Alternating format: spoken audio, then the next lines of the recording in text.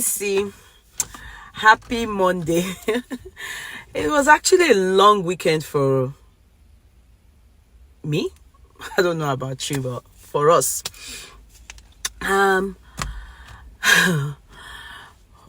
Mohbad's case is like it's turned to when we were in a political thing where there's a lot of conflicts between people, just like when we were doing this APC, APDP, LP, you understand, during the presidential election. Anyway, it's the only normal though, but the shocking part of it is Mohbad's sister-in-law, Karimo, over the weekend updated on her story on Instagram, and quickly, bloggers, they grabbed it. I was told she deleted it afterwards, but it was too late because some person already got it, and they shared it on the social media, and boom. She had a lot to say. In fact, it is deep.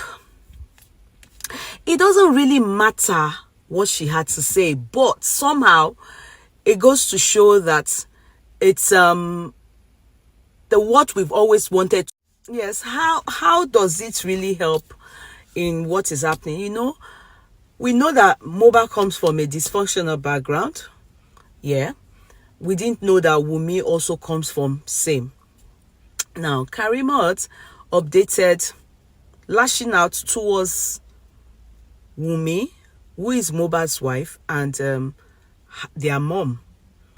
In fact, she said stuff like mom had left her, and others. In fact, she said left the kids. She did not know her mom until when she clocked 16 years, and then for just 3 hours when she was 16 years, and then she went again for 4 years before she saw her, and that she didn't know that this was the kind of, she didn't really know Wunmi too well for her to have come to Nigeria to route for her, and she had paid 300,000 for a travel agency to bring Wunmi to America, and that she had told Wunmi that she should leave Mohbad and go back home and then pursue a master's degree in USA.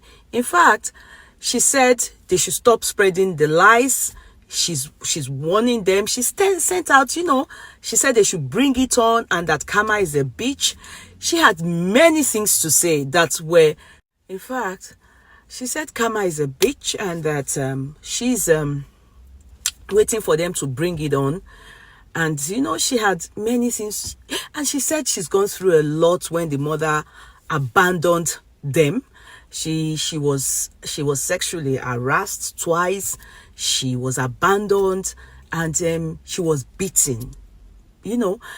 She's a bitter person in terms of she's had bitter experiences in life due to her mother's abandonment, and she said they should stop spreading the lies. Now this takes us to Mohbad's case. Why we are talking about it is because she's the sister-in-law who came out, the foremost person that came out from Wunmi's side, and was saying she had many blah blah blah blah blah. In fact, she was the one that told us Mohbad had loss of memory, he was depressed, he was that, it was this. When one lady, the actress, called them while she was in America, and her mother, she was saying to us that it wasn't Mohbad's money that her mother used in coming, used in traveling. She sponsored the trip. She brought her mother to the United States of America.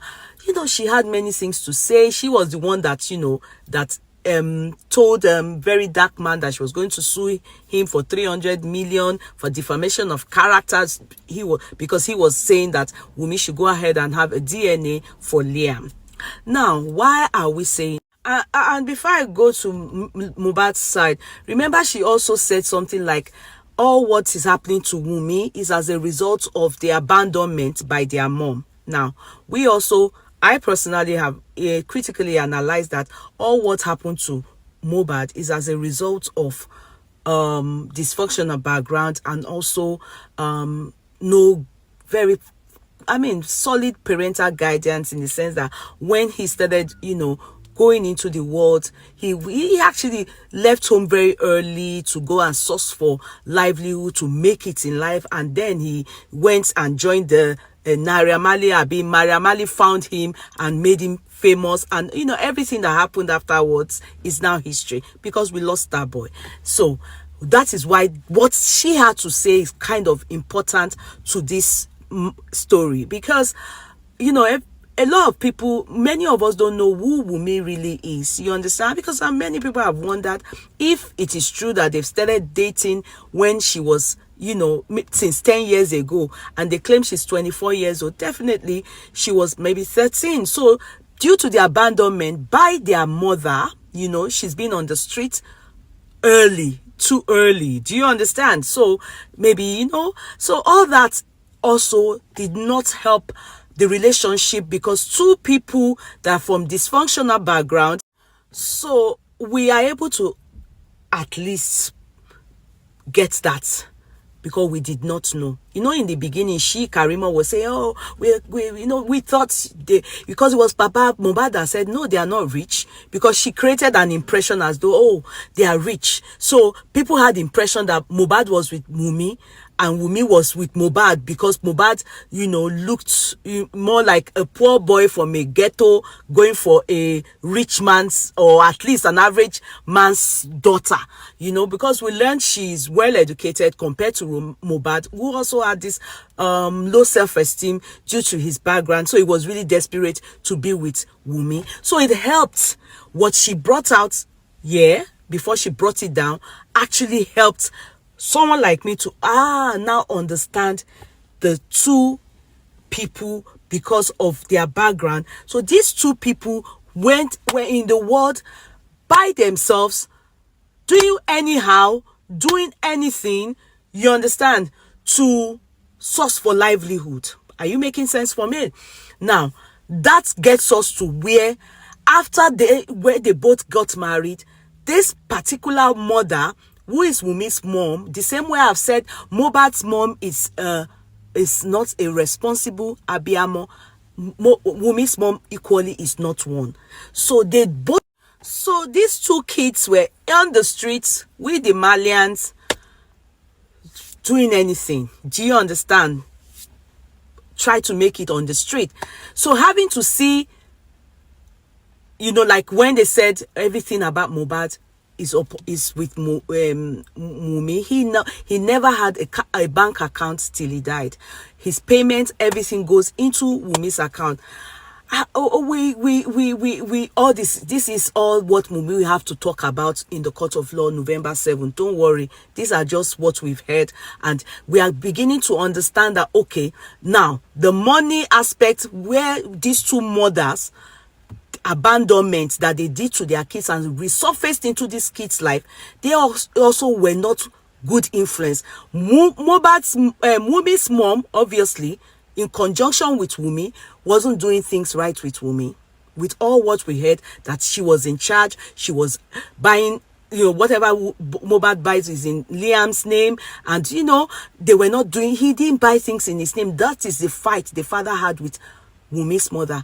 She is a terrible mother, like Mohbad's mom, who obviously abandoned Mohbad and just resurfaced 2019, only for the child to die few years later, and she's there now, waiting for her tenuje. Do you get what I mean? So it is all beginning to make more sense.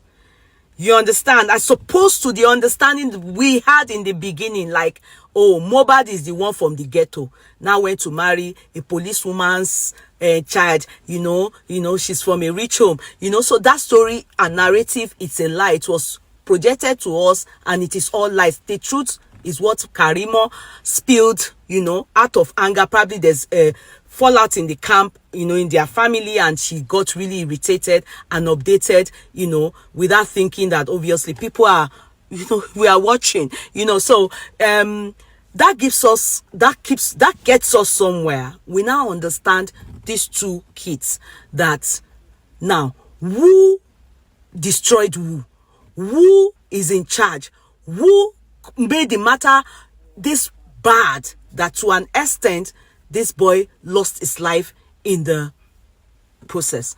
Now, that will be what we are expecting Wunmi to spill to us on the 7th of November. She should say her side of the story. The father, Mohbad's father, mother have spoken theirs. She should say her side of the story and let us